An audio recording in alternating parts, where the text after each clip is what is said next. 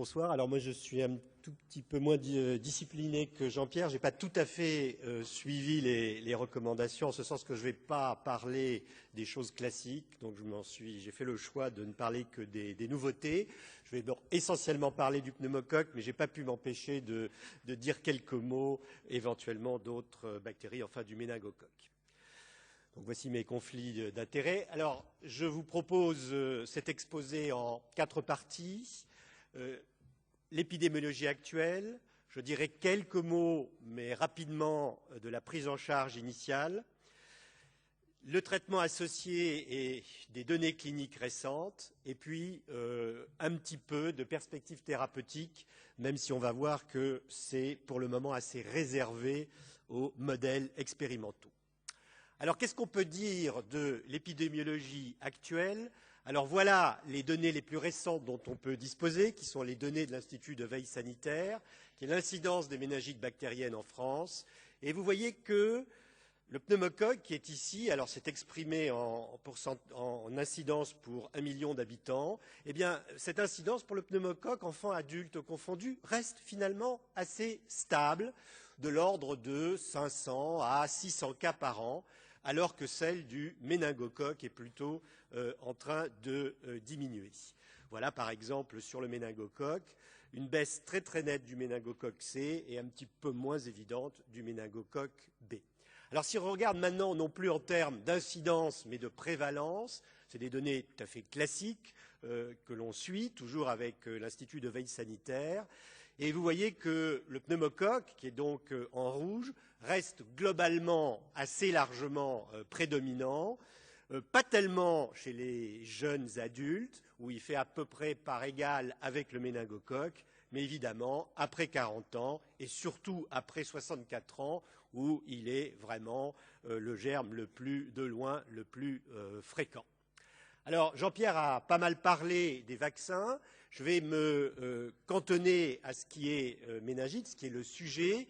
Et vous avez cette très jolie étude qui avait été montrée il y a 2 ans à l'ICAC par Corinne Lévy, Emmanuel Varron et le regretté Édouard Bingen, et qui montre que chez les petits-enfants de moins de 2 ans, c'est la courbe rouge, il y a clairement une diminution de l'incidence des méningites. L'introduction du Prevnar 7 en vert a diminué très considérablement, en bleu, pardon, a considérablement diminué l'incidence des méningites liées à ces souches, et l'introduction du Prevnar 13 a très considérablement diminué l'incidence des méningites liées aux souches incluses dans le vaccin. Alors vous avez ici, pour continuer dans l'optique du vaccin et dans ce qu'a dit Jean-Pierre, une espèce de perspective aux États-Unis sur l'ensemble des infections invasives à pneumocoque.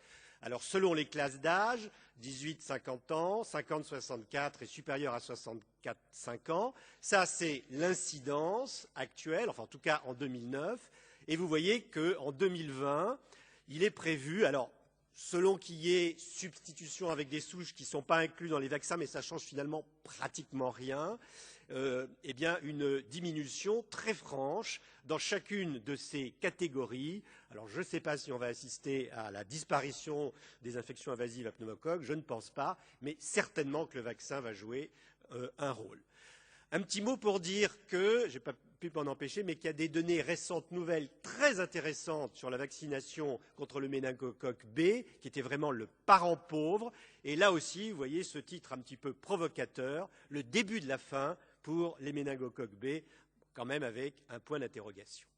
Alors on continue sur l'épidémiologie pour dire que malgré tout, comme pour les pneumonies, la mortalité des méningites, alors ce sont des données nord-américaines, mais c'est pareil en France. Vous avez ici la mortalité des méningites à pneumocoque, tous adultes ou en vert, ceux de plus de 50 ans. Vous voyez que globalement, eh bien, on est dans une mortalité qui est assez proche d'ailleurs de celle des pneumonies, c'est-à-dire de l'ordre de 18 à 20%. Mais quand même, quand on regarde certains sous-groupes de malades, et en particulier les patients les plus graves, on n'est pas très étonné de ces résultats, dans le papier de Bruno Movillet, dont je vais reparler dans quelques instants, qui était une population particulière avec des malades qui avaient un score de Glasgow inférieur à 8, majorité de pneumocoque, mortalité quand même 31%, 41% dans cette étude qui sont des formes fulminantes. Et je vous ai mis ici pour vous montrer que c'est un problème pas être égoïste et regarder un peu ce qui se passe ailleurs. Et en Afrique subsaharienne, vous voyez ici sur beaucoup de méningites, essentiellement à pneumocoque, mais surtout chez des malades VIH, c'est quand même 45%. Il n'y a pas que la mortalité, il y a aussi les séquelles. Et voilà une très très belle étude que seuls pratiquement les Scandinaves sont capables de faire. C'est ici au Danemark où ils ont regardé chez presque 3000 jeunes adultes qui avaient eu une méningite dans l'enfance. Alors il y avait un peu de tout, du méningo, de l'hémophilus, du pneumocoque. Je m'en tiens au pneumocoque, je m'en tiens à un seul résultat qui est le niveau éducationnel, niveau universitaire, voilà, le plus élevé. Donc, dans les méningites à pneumocoque, vous avez ici sur cette courbe eh bien, les adultes qui avaient eu une méningite, que l'on compare à une population témoin appariée sur l'âge et le sexe, et que l'on compare aussi à des témoins qui sont les frères et sœurs, soit des anciens malades, soit des témoins. Et vous voyez que clairement, quand on a fait une méningite à pneumocoque, eh bien, on a moins de chances, et il y a d'autres critères, moins de chances d'avoir un niveau éducationnel universitaire. Enfin, sur l'épidémiologie, comme l'a montré Jean-Pierre pour les pneumonies, on est assez serein sur la sensibilité. Et voilà les dernières nouvelles de la sensibilité du pneumocoque.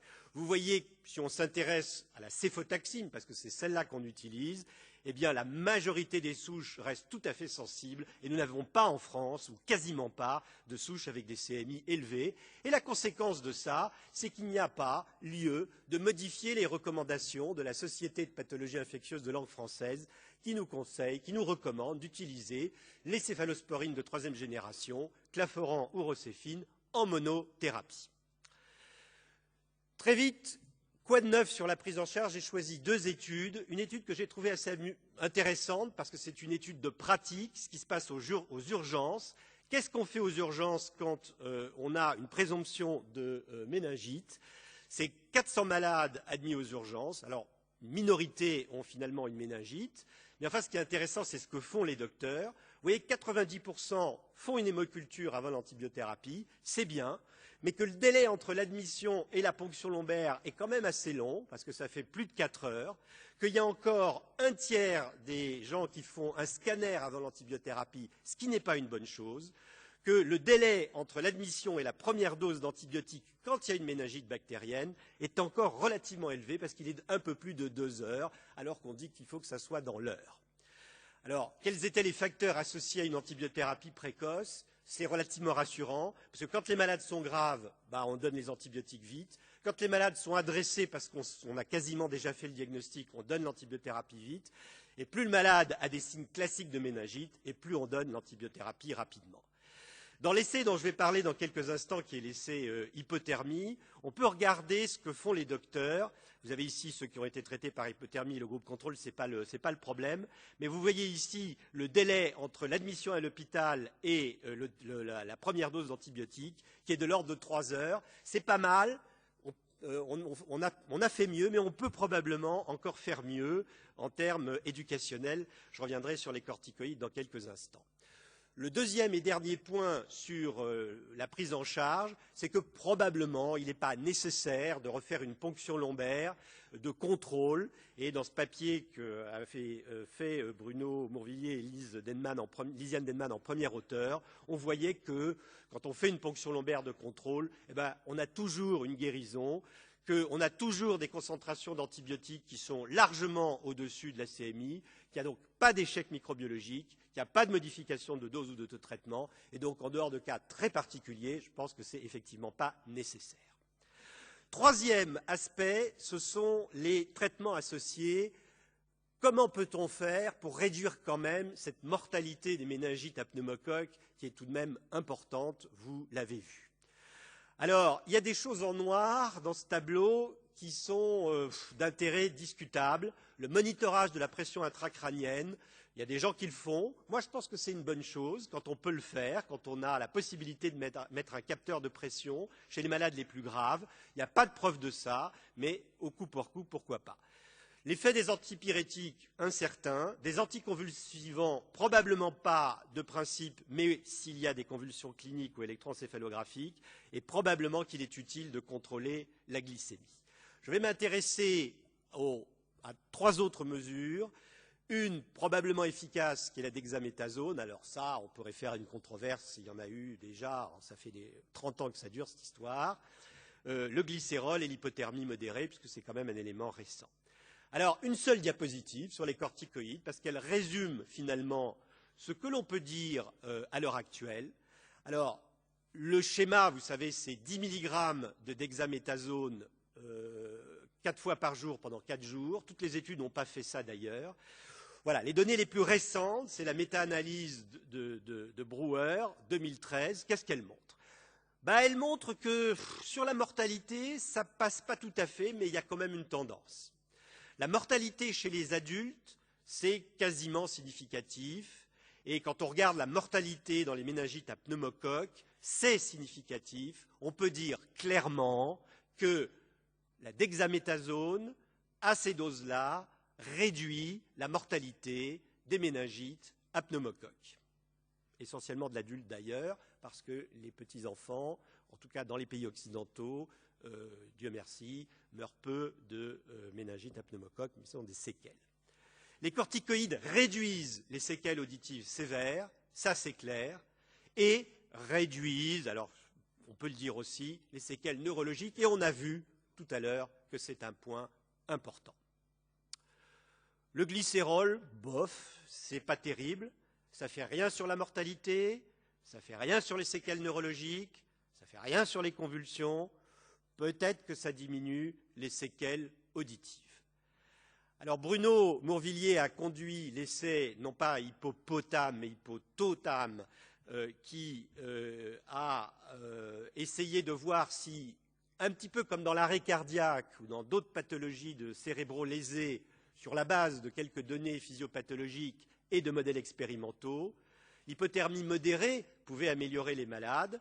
Et donc, c'était une étude randomisée que j'ai eu l'honneur, parce que Bruno n'était pas là l'année dernière, était aux États-Unis, de présenter l'année dernière ici même, et puis qui entre-temps a été publiée, où il a été comparé un groupe standard versus, donc avec la dexaméthasone, et un groupe expérimental où il y avait la même chose, mais une hypothermie entre 32 et 34 degrés les premières 48 heures. Vous avez vu tout à l'heure, j'ai été un peu vite, que la plupart des malades recevaient de la dexaméthasone dans les deux groupes. Alors c'était des patients adultes qui avaient donc une suspicion de méningite. Alors vous voyez que c'est une population particulière, c'était des malades qui étaient vraiment très graves, avec un Glasgow inférieur à 8, tout de même, hein, c'est pas n'importe quelle population. Bon, ils avaient les antibiotiques comme il fallait. Ont été exclus les patients VIH, ceux qui avaient des abcès, qu'il ne fallait pas réanimer, qui avaient eu un arrêt cardiaque, et le purpura fulminans, qui est une maladie un petit peu particulière, tout le monde le sait.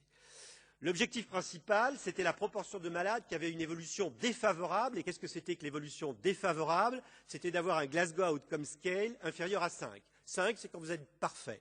Moins de 5, c'est que soit vous êtes mort, soit vous avez des séquelles. Et puis, il y avait toute une série de critères secondaires que je ne vais pas détailler, enfin, qui étaient quand même la mortalité, des troubles, ce n'est pas un détail quand même, des troubles auditifs, mais à la voix chuchotée comme ça, les neuromyopathies de réanimation, etc., etc. Alors, je vais passer sur la méthodologie. Donc, c'était un test triangulaire. Donc, il était possible d'aller jusqu'à plus de 300 malades ou de s'arrêter un petit peu plus tôt. Alors, le point important, c'est que le DSMB, qui est le comité de surveillance, a arrêté l'étude à un petit peu moins de 100 malades. Je vais vous montrer pourquoi. Donc, il y a eu finalement 98 malades randomisés, 49 dans le groupe hypothermie, 49 dans le groupe contrôle. Alors, vous voyez que c'est des patients qui ont une soixantaine d'années, qui avaient des scores de Glasgow bas, par définition à 7, qui avaient des IGS solides, 57 et 53, des SOFA assez solides. Évidemment, tous étaient sous ventilation mécanique. Il y en avait pas mal avec des chocs septiques et un petit peu avec des pneumonies. Alors, ils avaient les choses classiques, hein, vous voyez, ils avaient 4000 éléments, ils avaient des protéinorachie élevées, ça c'est les choses habituelles, une hypoglycorachie, un lactate dans le LCR élevé, et la grande majorité, presque 80% de ces malades, étaient des méningites à pneumocoque. Alors vous avez ici l'évolution de la température, qui évidemment est plus basse dans le groupe hypothermie, dans le groupe contrôle. Alors en fait, le début, c'est par rapport à la randomisation, donc les malades avaient déjà des sédatifs, ils étaient déjà finalement plus tellement fébriles dans le groupe contrôle. Et quand on regarde les résultats, eh bien, il n'y a pas de différence finalement dans les effets défavorables. Il y en a évidemment beaucoup parce que c'est une population qui est très grave. Et quand on regarde les décès, il y avait plus de décès, 51% dans le groupe hypothermie versus 31% dans le groupe contrôle. Et c'est pour cela que le comité de surveillance a arrêté l'étude. Vous avez ici la courbe de survie, c'est la même chose dans le groupe contrôle et dans le groupe hypothermie, courbe de survie qui était moins bonne. Quand on regarde les complications, eh bien les neuromyopathies, enfin le score MRC à 3 mois, il n'y avait pas de différence. Il n'y avait pas de différence encore que, enfin bon, il n'y avait probablement pas assez d'effectifs sur les troubles auditifs, sur les différentes complications, les troubles du rythme et les complications infectieuses. Donc finalement, cette étude n'a pas montré d'effet favorable de l'hypothermie. On pourrait même dire qu'il y a un effet délétère. J'ai passé un peu rapidement sur ça, mais quand on ajuste sur quelques déséquilibres, c'est tout en bas, parce que je n'arrive plus à manipuler la flèche, quand on regarde le rectangle bleu, en bleu et qu'on ajuste sur quelques critères, parce qu'il y avait des petites différences, en réalité, il n'y a pas de différence entre les deux groupes. Il est probable qu'il n'y a pas de différence, mais en tout cas, l'hypothermie n'apporte pas des bénéfices. Dernier point. Alors, je ne veux pas faire de la physiopathologie de salon, ou de la fausse science, mais si je montre ces quelques diapositives, c'est que parce que peut-être elles nous offrent quelques perspectives, parce que vous avez vu que finalement, en dehors des corticoïdes et de donner les antibiotiques comme il faut, ben, on n'a pas beaucoup de choses à se mettre sous la dent. Alors, c'est des données, des données qui sont des modulations finalement de l'inflammation, c'est des bénéfices dans les modèles animaux, et j'ai choisi quelques papiers qui peut-être sont prometteurs. Le premier de ces papiers s'est intéressé au fait qu'on se pose la question de savoir comment les bactéries rentrent dans le liquide céphalorachidien. On sait que les bactéries viennent du sang, hein, et elles rentrent dans le liquide céphalorachidien, et on ne savait pas trop si elles rentraient, on me dirait quelle est l'importance de ça, mais je vais vous le dire, dans l'espace sous-arachnoïdien ou dans les plexus choroïdes. Voilà un assez joli papier qui a fait un petit peu l'histoire naturelle de la méningite à pneumocoque et qui montre tout simplement que, eh bien, on a très très rapidement, dans la première heure, des bactéries au niveau de l'espace sous-arachnoïdien, beaucoup plus tardivement au niveau des plexus choroïdes. Et la conséquence de ça, c'est le résultat principal, c'est qu'il y a un rôle prépondérant de l'adhésion, donc à ce niveau-là, dans la barrière hémato-méningée, et que peut-être des molécules anti-adhésion seraient utiles. Deuxième élément, sur le germe, eh bien, on sait par exemple que un des facteurs de virulence, c'est la pneumolysine, qui est augmentée, qui va entraîner une augmentation du glutamate, qui va elle-même probablement avoir un effet délétère sur les cellules neurologiques. Et peut-être que là, il y a aussi une cible. Troisième élément, qui a peut-être des applications aussi cliniques, c'est le travail de l'équipe de Van de Beek sur une énorme base de données de malades et avec une sérothèque et puis je sais pas comment on dit, une LCR-tech. Et donc, ils ont montré que le comportement du pneumocoque était éventuellement différents, selon qu'ils étaient capables de synthétiser ou pas de l'arginine, à partir d'ailleurs de la citruline de l'hôte. Et vous avez ici les pneumocoques arginine plus et arginine moins. Et bien vous voyez que les malades qui sont arginine plus, enfin les pneumocoques qui infectent les malades, eh bien, ils ont plus de troubles de la conscience, ils ont plus de déficits, ils ont plus d'hyperprotéinorachie, ils ont plus de chocs et de défaillances multiviscérales, ils meurent plus et ils ont généralement plus d'évolutions défavorables.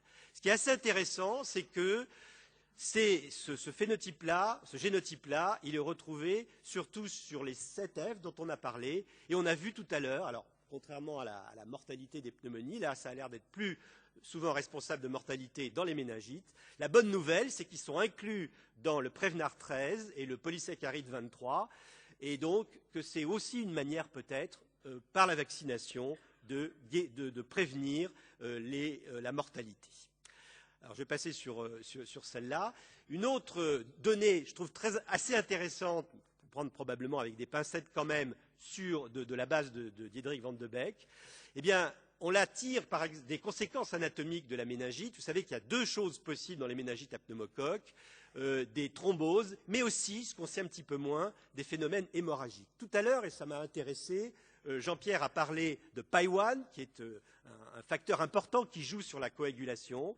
Et dans toujours cette population de patients avec des méningites à pneumocoque, ces auteurs hollandais ont montré que le génotype avec un déficit en PAI-1 était associé à plus souvent des décès ou des évolutions défavorables et plus souvent des hémorragies cérébrales. Et c'est retrouvé quand on regarde, quand on infecte la souris avec des souches, et vous voyez ici que c'est avec du pneumocoque, que ces souris, les souris dites sauvages, ont ici une survie très importante, et celles qui ont un déficit en PAI-1 ont une survie beaucoup moins importante, avec plus de manifestations hémorragiques que vous voyez ici.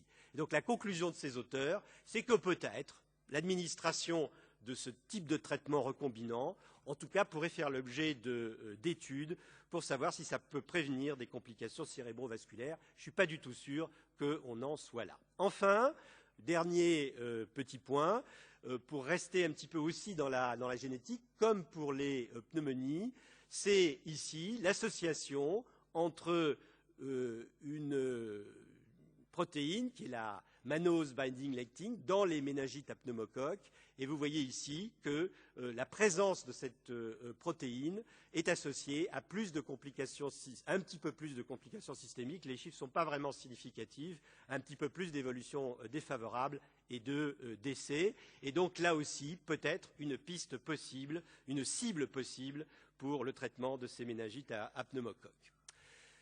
Le dernier point avant ma conclusion, je trouve que c'est des données assez intéressantes, mais voilà, ça sera, je pense, difficile de faire des études cliniques. C'est que il y a maintenant un certain nombre de données qui suggèrent que l'utilisation en association avec les céphalosporines de troisième génération d'antibiotiques qui n'induisent pas trop de lyse bactérienne, comme la rifampicine ou comme la daptomycine, pourrait éventuellement être utile. Et vous avez ici un papier dont le titre est intéressant. L'association avec de la ceftriaxone de la daptomycine diminue les lésions neurologiques et la surdité chez des petits enfants rats, non, chez des petits rats, mieux que la rifampicine. Donc vous avez ici un certain nombre de cytokines, bon peu importe, qui montent quand on utilise la ceftriaxone et qui montent moins quand on utilise l'association soit rifampicine, rocéfine, soit mieux peut-être daptomycine et ceftriaxone.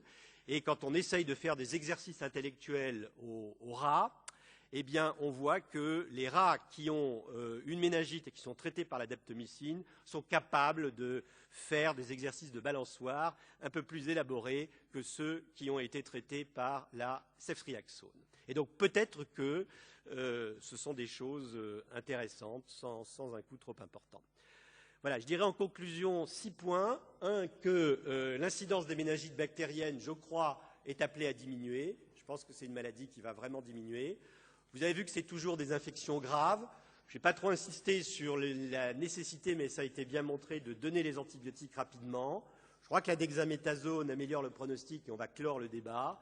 Il n'y a, au jour de maintenant, aucun autre traitement adjuvant qui ait fait la preuve de son efficacité.